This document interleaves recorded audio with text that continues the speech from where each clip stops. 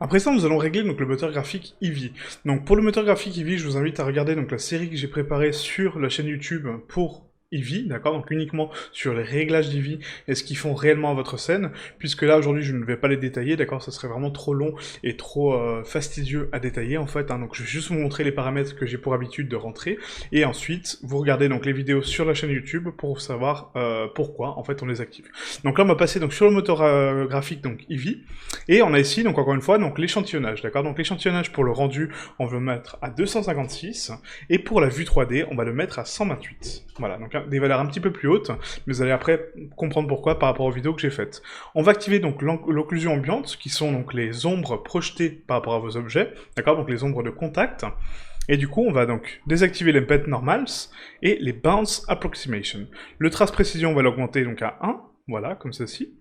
Ensuite, on va passer donc ici au bloom, on va activer donc le bloom, donc c'est la diffusion de la lumière en fait au niveau de Eevee, vraiment un paramètre super sympa. La limite, on va le mettre donc à 1. Le troncage à 0, la profondeur de champ on la laisse par défaut, la dispersion subsurfacique, donc ça c'est pour la subsurface, on va la laisser également à 7, quoi qu'on peut augmenter un petit peu, on va mettre à 8.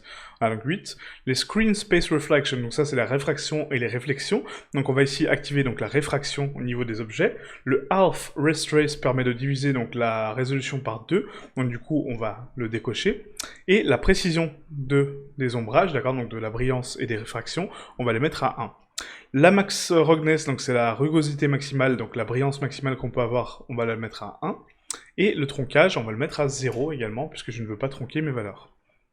Ensuite, donc le full cinétique, on va pas le cocher. Les volumétriques, on ne va pas les régler, puisque là, on n'en a pas besoin. Mais on peut déjà les cocher par défaut, hein, comme ça, vous avez déjà vos réglages de fait. Donc l'échantillonnage donc, des ombres volumétriques, on va les mettre à 64.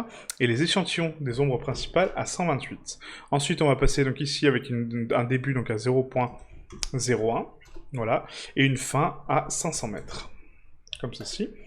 La taille de tuile, on va la mettre à 2 pixels, et c'est à peu près tout, je pense. Donc la distribution, oui, c'est parfait.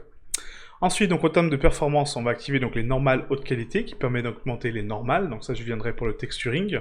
Les cheveux, on va les mettre donc, en bande, et du coup on va mettre donc, des subdivisions à 2, hop, comme ceci. L'ombre, donc les ombrages, donc du coup on va activer donc ici 4096, qui va augmenter donc nettement la précision de mes ombrages sur Eevee, et la taille de cascade, pareil, en 4096. On va cocher donc le High Bit Depth pour avoir donc des valeurs jusqu'à 32 bits, donc 32 valeurs, et les Soft Shadows, on les coche par défaut.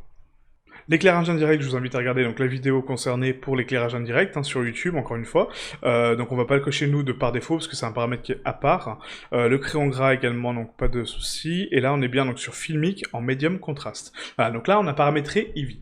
Sauf que sur Eevee, il y a deux petites notions à aborder, que j'aborde également dans la série sur Eevee sur YouTube, c'est qu'en fait, donc, au niveau des lumières qu'on a sur la scène, il faut toujours penser à cocher les ombres de contact pour activer justement donc, les ombres de contact entre ma lumière et mes objets. Si on les décoche, on n'a pas d'ombre de contact, donc on n'a pas d'ombrage de contact qui sont liés par rapport à cette lampe. Donc très important de les cocher, et du coup ça sera vraiment à faire à chaque lampe, donc c'est pas par défaut hein, malheureusement, mais c'est à chaque lampe, il faudra le cocher ici, ok? Donc on se retrouve pour la prochaine leçon pour l'initiation à la modélisation.